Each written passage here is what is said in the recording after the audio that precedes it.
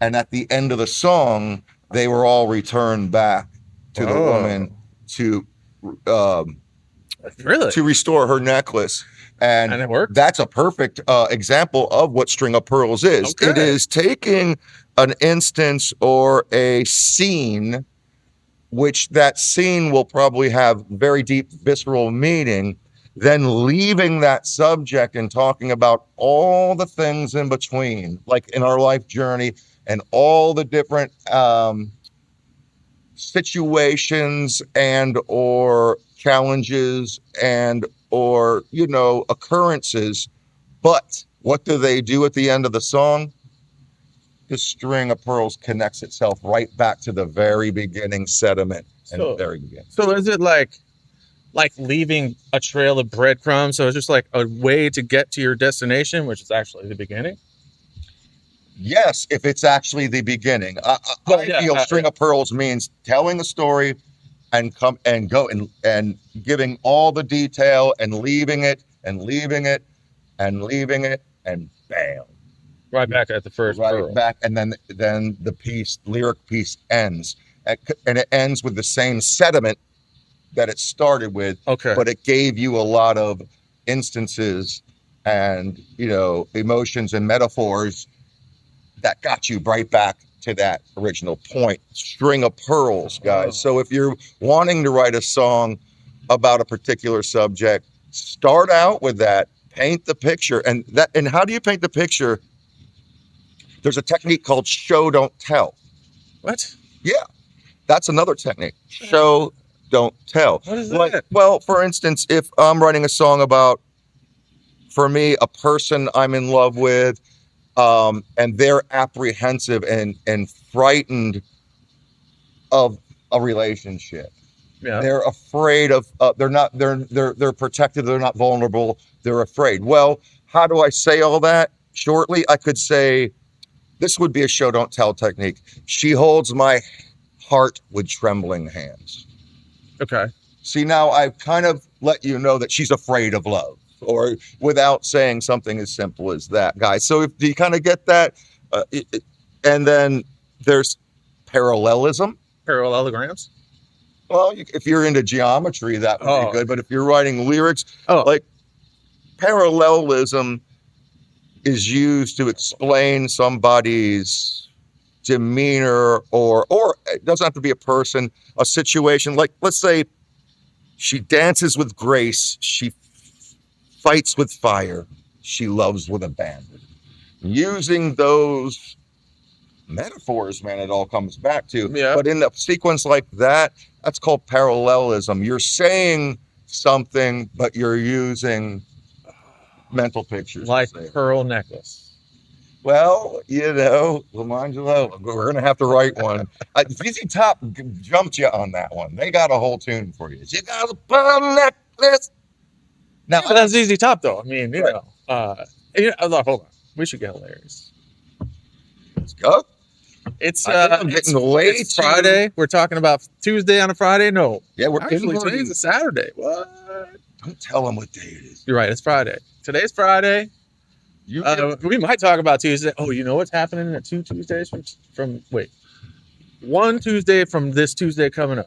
Where are we right now? Well, Lamangelo, you have to remember they have no idea where, when, and we are in the ether right now. Okay, so you know what's coming up tonight? There you go. Tonight does that work? Yes, because we have no past, present, or future here. Yeah. When you're on YouTube, tonight, you're in it. Tonight, we have a song coming out by Deep called "What the Fuck Is This?" And we use a lot of metaphors and talking about a lot of things in there. Now, I say we very loosely. I'm not really a lyric guy. I'm sorry about that. You got your hands full, buddy. But I do other stuff. Yeah. But these guys, holy shit, they put a lot of time and effort into making it interesting for the listener. And tonight, you're going to hear that shit for the first time. The song uses a lot of parallelisms. Yeah. There's no string of pearls in What the Fuck Is This? Because that's true. Because it's proposing a question. It doesn't have to circle back, but it does use anaphoras. What? All right. Yeah, Tuesday. okay, I had a feeling I'd get you I on that don't even one. know what that is. So here, salute fica. Salute fica. Can you give me a salute Salute Fica Milagro to you and your Yes. family. Milagro to you and your family, and Milagro to you and yours at home. Indeed. That gets better as it goes. Yeah, anaphora. Anaphora? Repeating a word, but after that word, giving different meaning. Oh, Yeah. okay. Like if I use back to what I said about she holds my heart with trembling hands. That would be show don't tell. But if I switch gears on that and went anaphora, how do I go anaphora with that? I say she holds the dark and understands. I'm just making but the key to that is I repeated this next sentence with the same word. So I switched into parallelism. I came right out of show don't tell. I went into parallelism by just using simply it's not complex. Parallelism is using that same line. I'll tell you what we hear a lot parallelism in hip hop and gangster rap when they be hitting that I be like this and you be like and then I be that's a horrible rap I just did. But I think you guys would know. Anabolism? No. Anaphora. Anaphora. Anaphora. Oh, anaphora. Pearl necklace is a good example of that. You know, because you got one thing you wouldn't mind getting a broken pearl necklace. Let's do anaphora with pearl necklace. The other pearl necklace. You probably wouldn't. She wears a pearl necklace. Yep. She wears pearls reckless. Or like she got a pearl necklace. You can't do that. You have to repeat. Why not? You said you repeat the same thing. We said pearl necklace twice. No. It's different. It's different because you have to start the line with the same word. Right. And then you can change the meaning after that. But I do love that you're poking. What if you say pearl necklace is great, pearl necklace is messy? That's anaphora. Okay, there we go. You got. I don't know how good it was. Well, it was a fantastic example. I'm trying to dumb it down for my non-lyric writing brain.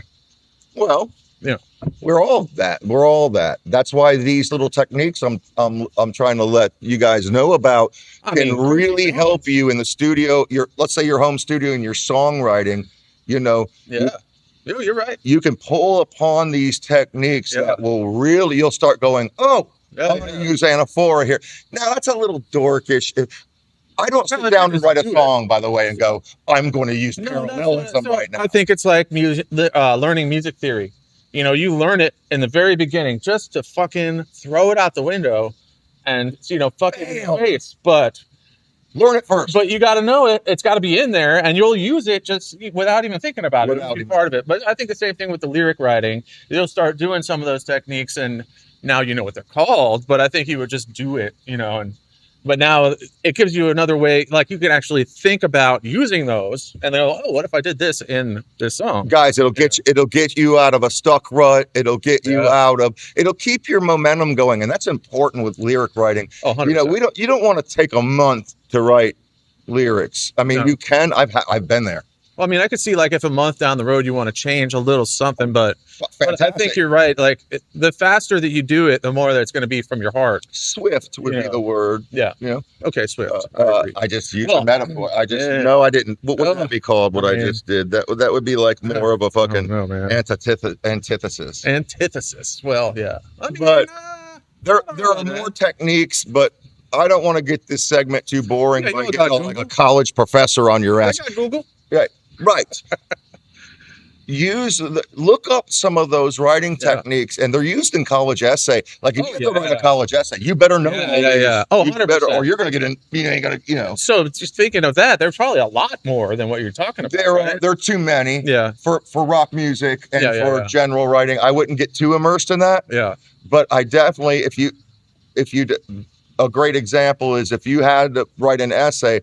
you better touch on 4 or 5 of these to get the grade. You don't give a shit. You just want to get that grade because your reviewer or who's grading your test, they're going to go parallelism. Yeah. They're just checking the box. Right. And that's what sucks about essays. But when it comes to rock music and songwriting, it can be very effective.